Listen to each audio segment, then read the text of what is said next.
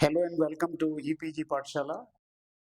In this lecture, we will try to understand the contributions of F.W. Taylor to scientific management. F.W. Taylor, Frederick Winslow Taylor, is one of the most seminal contributors to the theories of management as well as public administration. His theory is known as the theory of scientific management.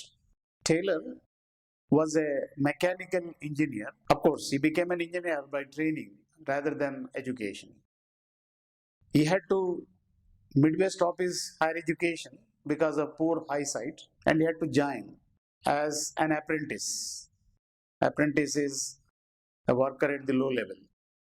By dint of his sharpness and his understanding of the science of work, he rose to very high positions, and Taylor became a very successful consultant. He was perhaps the first consultant in industrial engineering.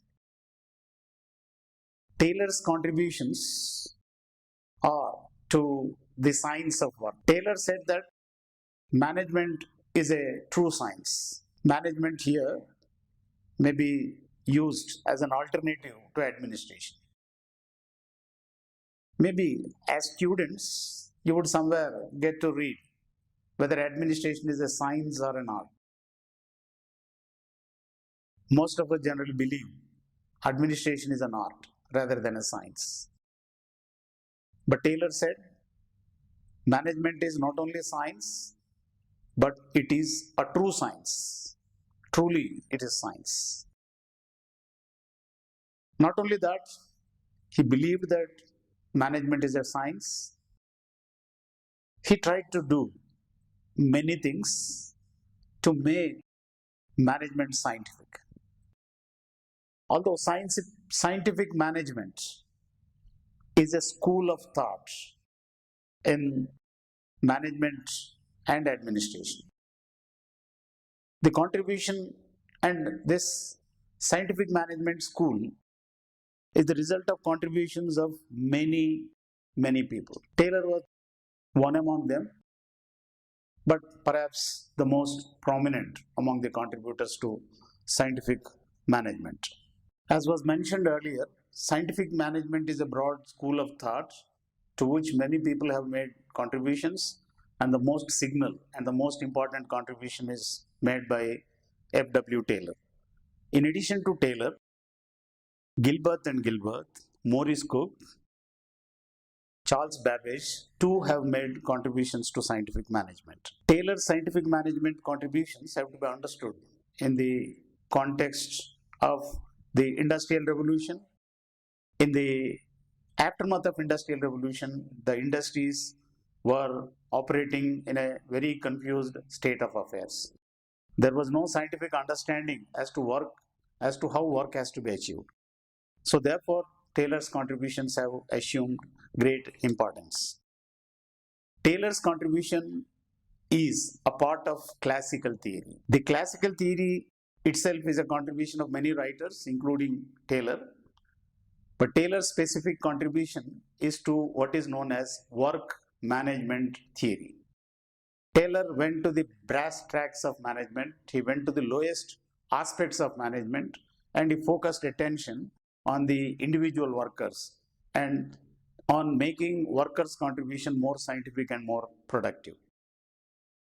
Taylor's ideas can be gleaned or understood under the following broad headings. One is his indictment of traditional practices. Indictment here means criticism of the traditional practices of management.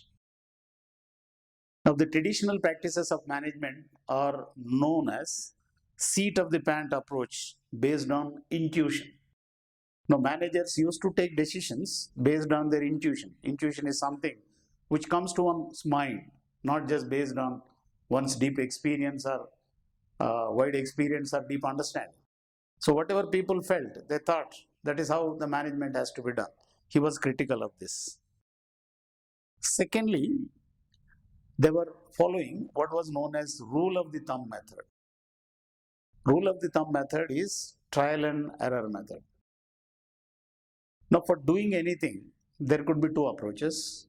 One is immediately start doing. You may commit some mistakes, then learn from that, keep on refining, and finally you arrive at the best possible way of work. This is one approach. This is what Taylor faulted. This is not correct approach, Taylor said. What he advocated is that before one starts doing any work, one should know how scientifically it has to be done. You have to understand what is the best possible method. In fact, Taylor believed that there is always one best method. There is one best method of plowing, one best method of painting, one best method of reading, one best method of writing. Whatever task you are doing, there are always many methods, and among them there would be one best method. Pay attention, discover that best method and follow that. Then the productivity will rise. One more problem in the traditional management practices he would discover, or he has discovered, is workers were placed at tasks for which they were least qualified or least capable. Taylor was the first to make a mention that all people cannot do all things. People have different temperaments, different kinds of ideas and aptitudes. So therefore, one has to judge before you assign the work as to where one fits into the organization. So therefore, he talked about the proper selection of workers rather than taking anybody for work. The next important contribution of Taylor is the aims of scientific management. The scientific management Taylor is talking about has certain fundamental objectives. The first objective is increased production. After Industrial Revolution, this was one prime concern of the industry. Productivity has to go up. So Taylor laid the path to lead the industry from low productivity to high productivity. The second objective before Taylor was improving workers' living conditions. Workers at that time were living very primitively with low salaries and very poor conditions of sanitation at the workplace and all that. Taylorism, which is the sum total of ideas of Taylor on scientific management, aimed at improving workers' standards of living. The third important objective is that work should be done in the optimal way or in the best possible way. One more objective of Taylorism was to improve the productive capacity of the workers. And finally, Taylor's whole scheme of things was to ensure harmony in the relations between the management and workers. At that time, management and workers had adversarial relations. Workers used to think that management is garnering all the profits and it's not passing on the due to the workers, and therefore their wages were low. The management was under impression that the workers were lazy and they were not applying themselves seriously, and the company is getting losses. And it's because of the lack of cooperation from workers the management is suffering. So this kind of adversarial relation Taylor sought to replace by a relation of harmony. Now the third important thing is where Taylor has conducted his experiments and all that. He conducted Taylorism, or Taylor's ideas are not mere armchair ideas which came from intuition or by deep thinking. Taylor's ideas are born out of his practical experience of handling industry. He spent more than 2 decades employing scientific methods on the shop floor where the workers were working. He conducted a series of experiments at Midvale and Bethlehem steel companies, and based on that only he has laid the foundations for scientific management. As a result of his experiments and his ideas, Taylor proved that productivity can rise up to 200% without expending an extra pie on the productivity. So without spending more money, by using scientific methods and ensuring cooperation between workers and management, it is possible to raise the double the productivity. He has practically demonstrated this. One of the most important aspects of Taylor is his enunciation of the principles of scientific management. Let me just remind the students that all classical thinkers, including Taylor, believed that there are some fundamental principles of management, and employees or the managers have to learn about these principles and apply them. By applying these principles, one can get two objectives served. One of them is ensuring greater efficiency, and secondly, ensuring greater economy.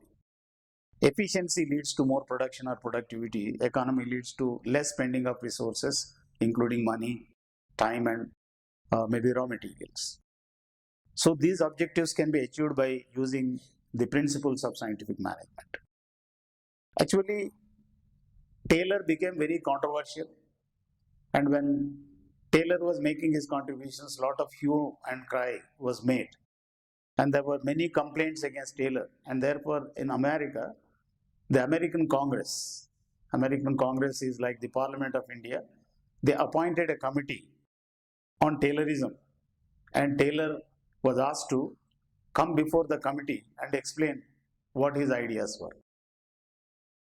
Taylor became controversial because the workers' representatives opposed the Taylorism or Taylor's principles and said that Taylor was trying to increase the profits for the management or the owners at the cost of exploitation of the workers. The American Congress wanted to get to the bottom of the matter, and therefore the hearings were held, and Taylor had to depose or give evidence before that congressional committee, during which he proposed some of the principles of scientific management. The first important principle of scientific management is developing science of work.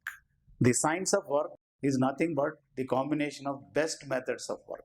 Taylor said, find out the one best method of doing. Maybe cutting metals, soldering, painting, or galvanizing, or whatever industrial operation you are doing.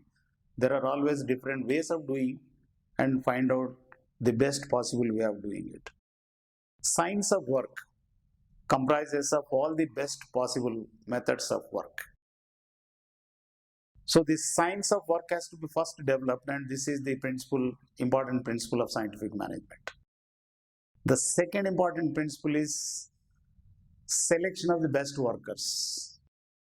Taylor was of the view that everybody cannot do everything. Every job has some people marked out for this. So therefore you have to select the best possible workers, and therefore he was the forerunner to what is today called human resource management or personnel management. In the initial days of industrial revolution, people were just appointed to jobs. There was little consideration as to what are the qualifications, what is the nature of work on hand, what are the qualities required of the person to be selected, and is there any training required for the people, and all that was not there. And people were just appointed, and by trial and error, by doing things, spoiling things, they would ultimately learn something. It was a very costly thing. So therefore he was suggesting both development of the science of work and also the scientific selection of workers. The third important principle of scientific management is bringing 1 and 2 together. 1 and 2 here means developing science of work. Second is scientific selection of workers. Now there may be scientific methods, there may be the best workers, but sometimes the problem with best workers is that a best worker may say that I know everything, nobody need to teach me. Now there is a possibility that best worker may not follow the best possible methods of work. So it has to be ensured that the best worker follows the best methods so that the productivity will rise. And finally, Taylor said there should be mental revolution. Mental revolution is a change in the mindset, a big change in the mindset of the employees, the managers, and the workers. I was earlier mentioning about the adversarial thinking, management thinking that workers are enemies, workers thinking management is enemies. This conflict, as Taylor called it, should be replaced by cooperation. Management and workers should cooperate, and he said the problems of management or workers are because of low productivity. Management is not getting due profits because the productivity is low. Workers are not getting good wages because the productivity is low. Once the productivity rises, as Taylor has himself demonstrated, improved productivity by 200% without spending more money by simply using scientific methods. So Taylor argued that if you have best methods, develop best methods, train workers to follow the best methods and make them follow that, the productivity will increase. So therefore, there is much to share. Now the problem is there. The problem of not getting good profits, problem of not getting good wages is because of low productivity. Once the productivity raises, everybody would get more. But as a matter of fact, when the productivity rose by 200%, workers' wages went up only by 60%. This is some piece of research which has revealed this. From this, some people argued that Taylor was more pro-management, pro-owners of industry rather than pro-workers. But even 60% is a stupendous improvement. And doing work scientifically means that worker is not wasting his efforts. His body motions or energy is not wasted. Every action or every calorie burned is meeting with some productive result and also some increase in wages. One more important thing is Taylor was concentrating on the lower levels, and therefore people say that scientific management is applicable only to certain aspects of work. Now there are two aspects of management. One aspect is management at the higher level. Second aspect is management at the lower level. The higher level work is mental work. The lower level work is more physical work. People say that scientific management's applicability is there only for physical aspects of work. But for mental aspects of work, say for example, one of the important aspects of mental work is good decision making. So mental work is not a visible work. Decision takes place in the mind of somebody. He would weigh the consequences, pros and cons, and comes to a decision. So you cannot physically see what it is.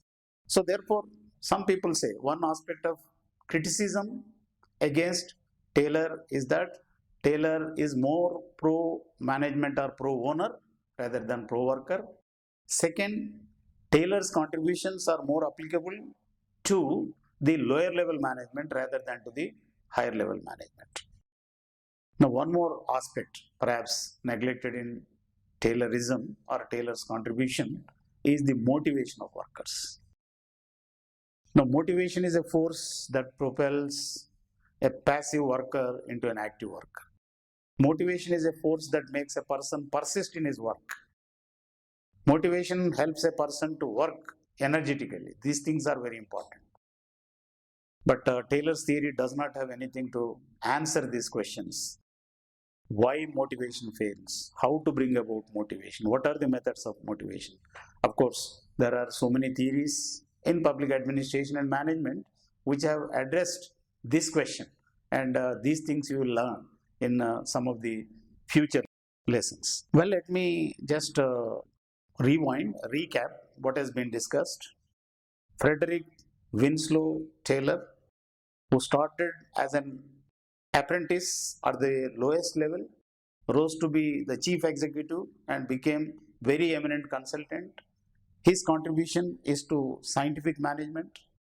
He said management is a true science, and he has, like other classical thinkers, he has given a series of principles of management, and with the help of these principles he has practically demonstrated productivity increase and wage increase both can be achieved. Of course, the wage increase to a lesser extent than the productivity increase. And Taylor also has demonstrated that scientific management will give a lot of importance to training, proper selection, and therefore scientific management has given birth to what is known as a new subject, that is known as industrial engineering.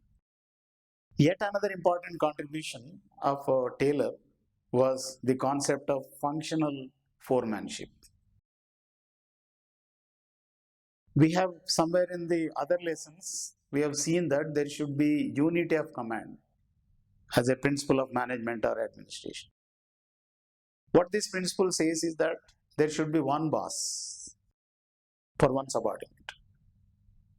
A subordinate should not have more than one boss. If there are two bosses, the bosses may give conflicting orders, because of which the subordinate may become inactive, cannot do anything. Or the bosses may not agree on the approach with which the worker has to work, and therefore there is a problem. But Taylor said that this is not very important. He tried to develop a concept known as functional foremanship, under which each worker should work under the supervision of 8 bosses, depending on their specialization. Taylor said that each worker's work can be broken into 8 different specializations. Best way to do the work is that for each aspect of work, get guided by the best possible supervisor. And this supervisor may be a different supervisor having a different specialization. So by getting supervision from 8 different people or 8 bosses, the productivity can be increased. He has practically demonstrated that. This is perhaps a kind of criticism against the principle of unity of command. How successfully unity of command can be broken and yet you can achieve results is demonstrated by Taylor. And one more aspect of Taylorism, Taylor has also mentioned about incentives to raise the productivity, and some of the critics pointed out that these incentives will break the solidarity of workers. Once incentives come, people compete with each other. Competition at workplace leads to the collapse of solidarity of workers. So workers may look at each other in inimical way. And one more criticism that was made against this is Taylor intruded into the privacy of workers. Taylor went into each minute aspect of work and he was studying them very deeply and minutely, and this amounts to intrusion into the privacy of the workers. And Taylor became controversial with Marxists or left-thinking individuals who broadly condemned Taylor as pro-management and anti-worker. But surprisingly, in Soviet Union, which was then under a communist regime, Lenin advocated Taylorism.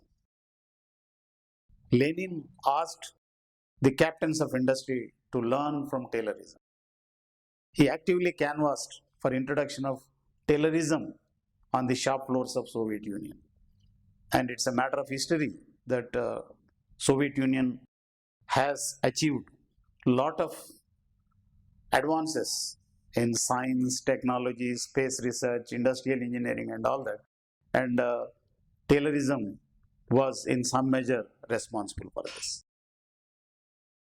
I think with this, I would just conclude Taylor's ideas on scientific management, which are essentially on work management, focusing on lower level management with the objective of raising productivity and profitability of industry without spending much, and also ensuring a share in the cake benefit even for the working class. And Taylor's ideas have become very, very popular, and students are advised to read his work, The Principles of Scientific Management, published in 1911.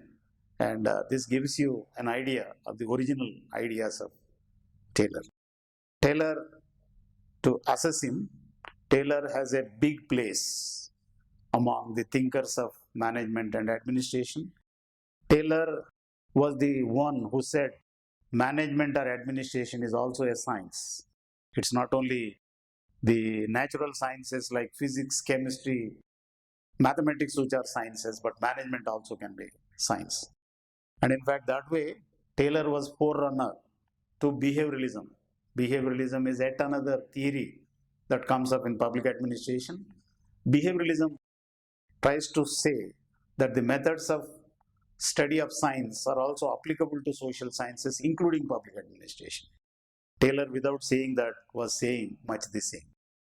So Taylor's ideas have a lot of practical imprints, and Taylor was also forerunner to consultation. I think consultancy is a big job now. Taylor was one of the first consultants, and there are many consultants now helping industry.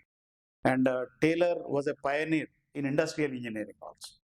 So he was a pioneer for many things, and Taylor has a lasting place in the history of ideas and in the history of management.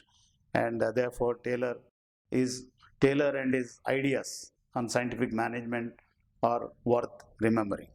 I've mentioned about one of the important ideas of Taylor regarding functional foremanship.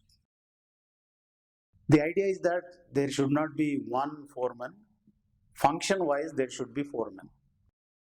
Taylor said there should be 8 foremen supervising the work of every worker. Out of these 8 foremen, there should be 4 foremen or supervisors for supervising the planning work. There should be 4 other set of supervisors to supervise the production work. Now for planning work, he said there should be 4 people. One is route clerk. He should check which route the work is taking. If the route is tedious or wrong, he should set it right. The second planning foreman should be instruction card clerk. He will make some instructions as to how the work should be handled, and the worker should follow. The third planning foreman is time and cost clerk. So what is the time consumed? What is the cost of operation?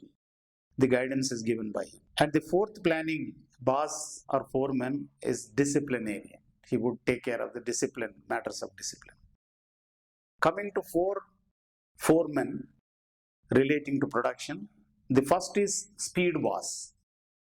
He would regulate at what speed the work should proceed. Too much of speed or too little speed perhaps have to be avoided. There is an optimal speed about which guidance or direction is given by. The next production foreman is inspector, and third is maintenance. If there is any breakdown, that maintenance foreman will help. And lastly, the gang boss. Now these are the 8 supervisors or foremen. They should be supervising the work of each worker. So therefore he was saying that worker will be doing different kinds of work, and each aspect of work has to be done scientifically. It will be done scientifically only when it is supervised by a duly qualified, experienced, expert person. He also has mentioned about what would be the qualities required of a good foreman. He has mentioned 8 qualities required for a good foreman. Foreman can be understood as a supervisor. Foreman is somebody just above the level of a worker, the first supervisor. First of them is education. He should have some educational qualifications. Second, he should have general and technical knowledge. Thirdly, he should have manual dexterity and strength. Manual dexterity means manual ability. He should have sufficient strength, body strength to do the works. The fourth important requirement for a good foreman is tact. He should be tactful. He should not be, he should make a distinction between good worker, bad worker, what to say, what not to say, when not to say. So these are matters of tact. There is an irate mob of workers, they are agitated about something. How to pacify, how to calm them, this kind of tact is needed. The fifth important thing is energy. The foreman should be energetic. He should not be dull and hanging. He should be a bundle of energy. He should be looking radiant and bubbling with energy so that the subordinates try to follow him and respect him. Sixthly, he should have honesty. He should not be somebody who is a liar, who says something and does something. Seventhly, he requires a good sense of judgment. He should judge who is right, who is wrong, what is right and what is wrong. So he should be a judge of men and matters. And finally, he should have good health. Good health is equally important, without which there will be loss of man days and supervisor has to be frequently absent from the workplace, or he cannot have good concentration on work.